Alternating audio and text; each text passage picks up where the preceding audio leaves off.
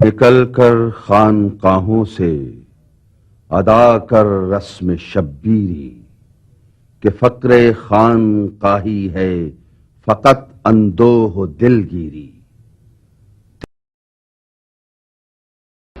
کہ جو لقب علامہ کو رسالت مآب صلی اللہ علیہ وسلم کی بارگاہ مبارک سے عطا ہوا کہ آپ گلشن نبوت صلی اللہ علیہ وسلم کے بلبل ہیں.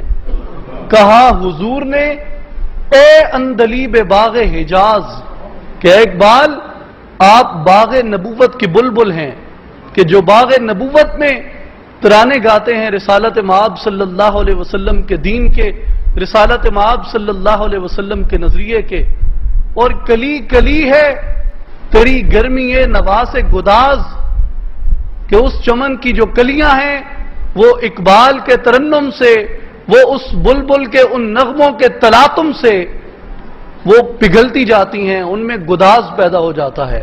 اور دوسرا لقب جو حضرت علامہ نے اپنے لیے کہا تھا، ہم کبھی اسے اٹھا کے کسی سیاستدان پہ تھوپ دیتے ہیں، کبھی اسے اٹھا کے ہم کسی عالم پہ تھوپ دیتے ہیں، کبھی کسی پیر پہ تھوپ دیتے ہیں، کبھی کسی پہ تھوپ دیتے ہیں. لیکن میں سمجھتا ہوں کہ ہمیں یہ اپنی اصلاح کر لینی چاہیے کہ وہ علامہ نے اپنے لیے کہا تھا اور وہ جس شخصیت کو سوٹ کرتا ہے وہ لقب، وہ فقط اور فقط حضرت علامہ اقبال ہیں کہ ہزاروں سال نرگس اپنی بے نوری پہ روتی ہے، بڑی مشکل سے ہوتا ہے چمن میں دیدہ ور پیدا، وہ دیدہ ور فقط اور فقط حضرت علامہ ہے. اور یہ لقب صرف حضرت علامہ کو سوٹ کرتا ہے، علامہ کے علاوہ کوئی اور نہیں ہے. یہ وہی دیدہ ور ہے جس کے متعلق اقبال زبور عجم میں فرماتے ہیں کہ عمرہا در کعبہ و بت خانہ می نالد حیات، تاز بزم عشق یک دانائے راز آیت بروں.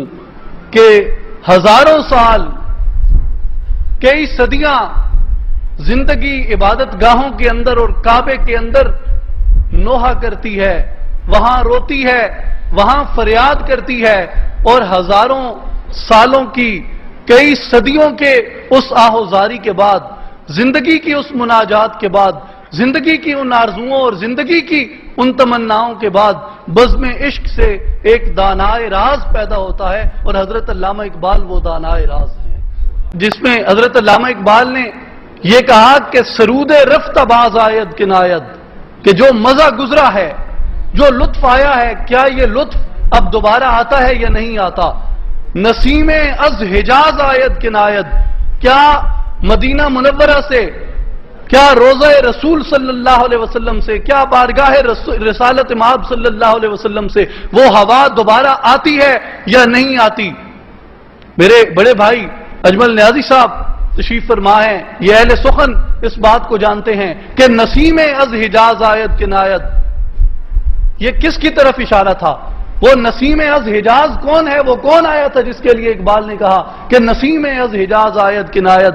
مدینہ طیبہ کی وہ ہوا، مدینہ طیبہ کی وہ بہار، وہ حضرت علامہ خود ہی تو تھے کہ جو کہتے ہیں کہ اب اقبال آیا ہے، پتہ نہیں اب دوبارہ یہ اقبال آئے گا یا نہیں. یہ اقبال گنبد خضرا سے چلی ہوئی اس ہوا کا جھونکا ہے، اور وہ نسیم از حجاز وہ حضرت علامہ کی اپنی ذات ہے.